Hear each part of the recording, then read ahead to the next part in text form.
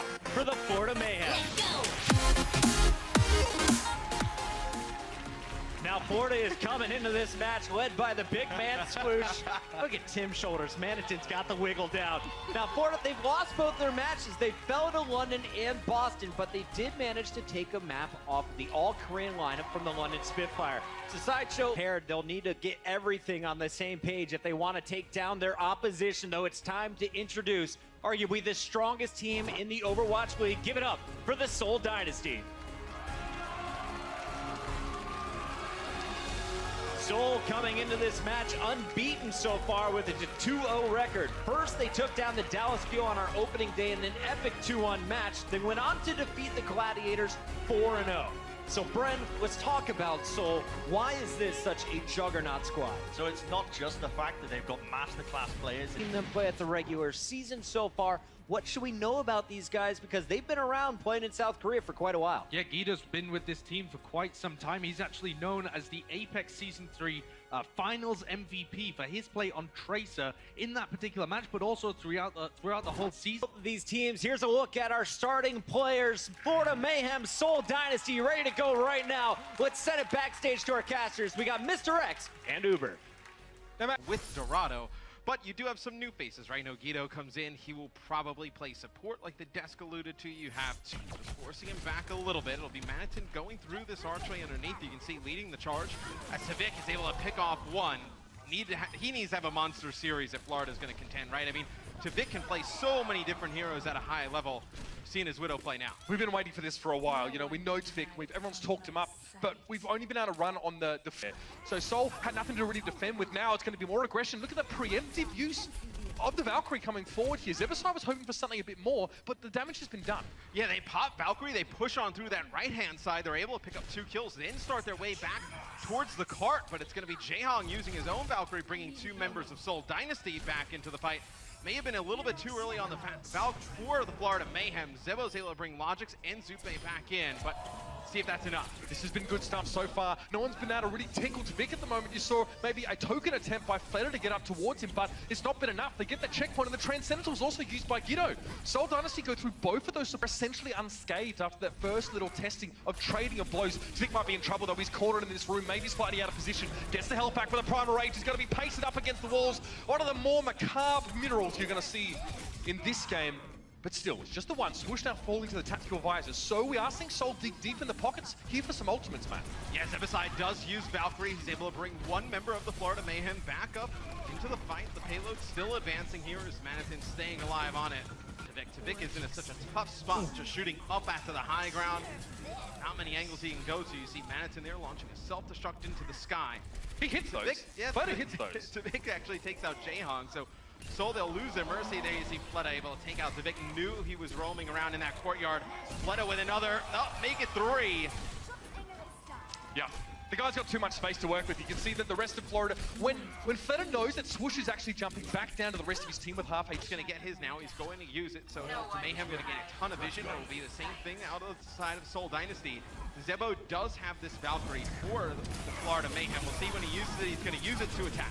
Maniton dropping down now. We're going to self-destruct here for Zephyr if he chooses to use it. Swoosh is backed away, so it's time for Fleta and Munchkin to get a bit more aggressive from the high ground here. Munchkin low, forced to back away. Not a lot of changes in the Mayhem's team composition in the last few moments. Nothing's been working thus far. Fleta peeks forward early, but it's going to be challenged by Tavik up quite close. This is, yeah, a tense situation, but Tavik opts out of it. He knows he needs to move that payload across. It's going to be Jaehong now going for the Valkyrie here. Primal Rage for Swoosh, just trying to sow some discord in the back ranks. Tavik's down though. That's really going to hurt the Mayhem. They're running out of their options and their tools to get the job done. It's going to be Logix now to fall, and the 2 big names are out of the picture. Logix brought back. Self-destruct from Manatee here, but Fleta is very safe from that explosion. You can see that Zephyr's going to play in that low ground here with Kuki. The Transcendence doesn't bother them too much. They're not trying to get killed, they're trying to stay alive and hang on. Fleta to back away, but Zume's brought back up. Another headshot in. Guido wants to follow up this damage. Logix is down. Maniton doesn't get away with his mech. This is looking bad for the Mayhem, man. Yeah, you got Munchkin coming off the spawn with the tack visor. Guido here on the Zenyatta doing a lot of work. Oh, kill him! Tough spot. Looks like Tavik just trying to get on top, keep this one going for the Florida Mayhem. It does not look likely. Sad part for the Florida Mayhem is you don't have 2 sustain ultimates, right? You know, you don't have that Zenyatta with Transcendence on the side. for the Florida Mayhem. So as soon as Zebo uses Transcend, it's going to be nasty. They don't really have anything for a blade, and here comes Munchkin with that blade. He's able to cut through one, cut through two. You get Logix out. He's just hunting for Zebo up in the sky. They're going to res Logix back into the fight. But the Valkyrie for Seoul Dynasty providing a lot of healing, keeping everybody up. Yeah, I mean, those reses are going to be there. Zebo knows he can't keep his team alive through a Dragon Blade, so he's going to have to res them after the fact. And now there's going to be a second round of fighting with the players being resed up. But again, for Florida, this is what happens if you don't want to play that Zenyatta. You're right, a Valkyrie here. Up towards the ult. See Fleta here from behind. Does have a pulse bomb. He's going to jump right on down. Oh, he's going to get Logix with it. That's a huge kill. Logix did have attack visor. Maybe you would have invested into the fight if you're the Florida Mayhem, but just both tanks for the Mayhem here on the payload. They will both fall. So Seoul Dynasty. What actually was after the Valkyrie came out. They used it all there.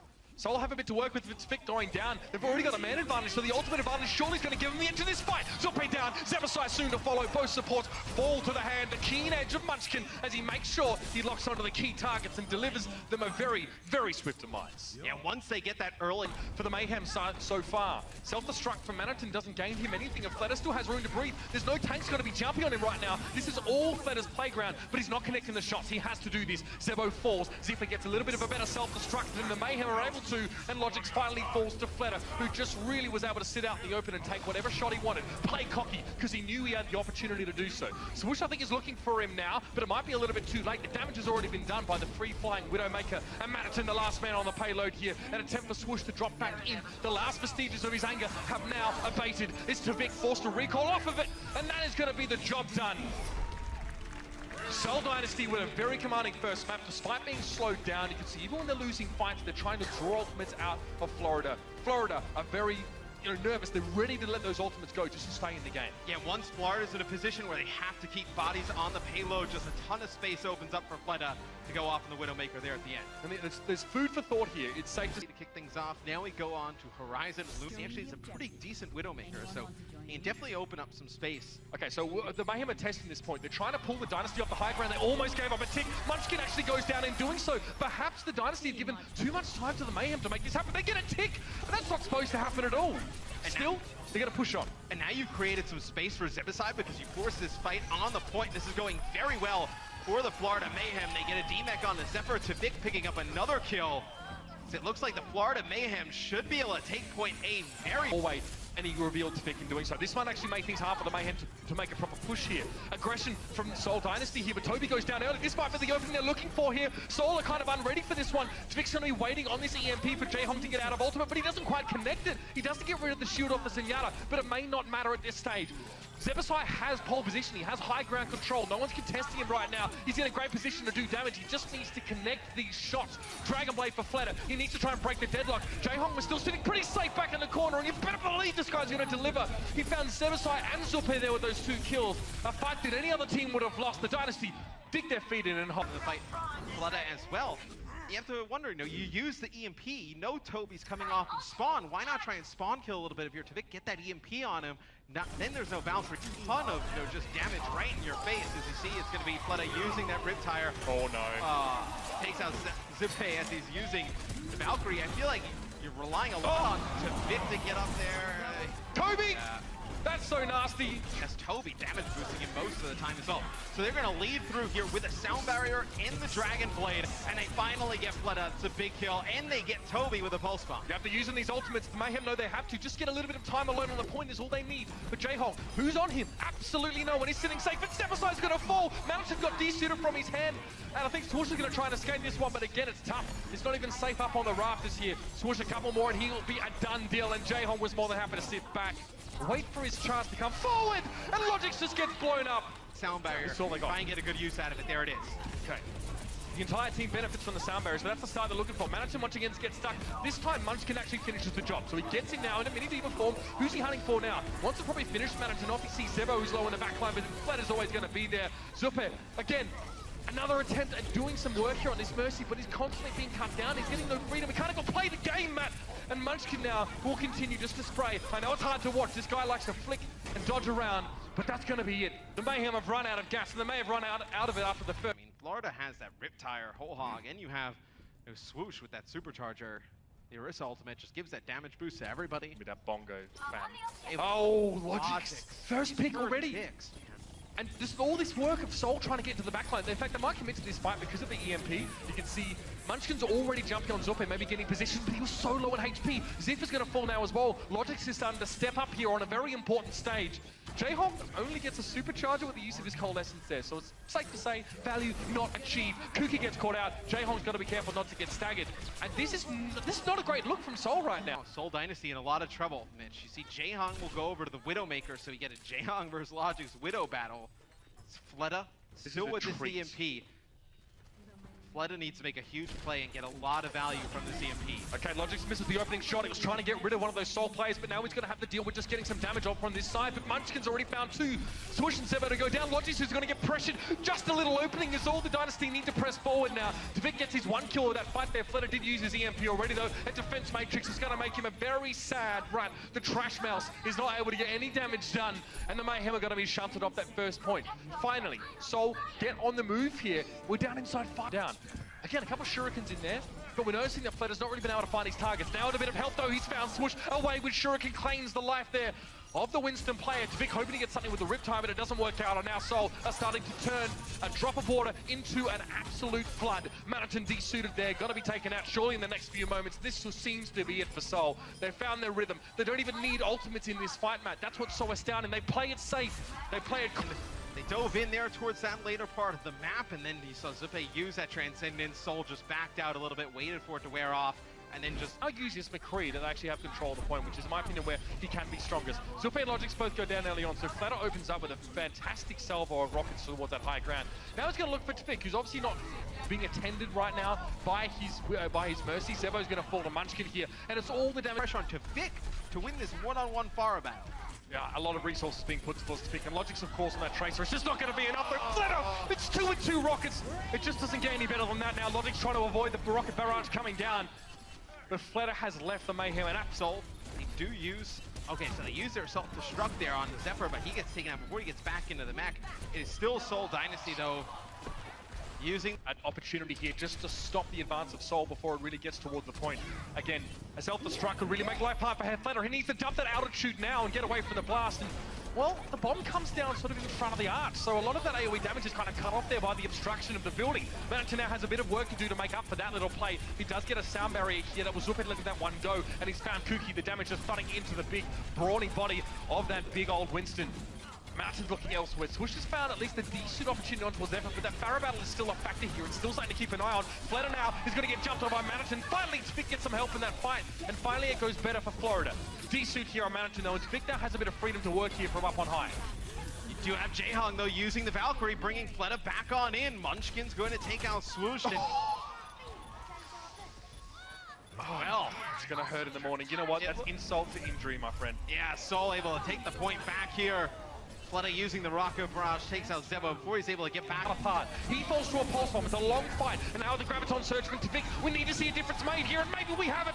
Manaton comes in. He actually gets a self-destruct kill on towards Zephyr, and that was when Tvik went for the here for the Mayhem, but an Earth Shadow's not too far away. Once again, Kuki starts off the party, jumps in, dome down.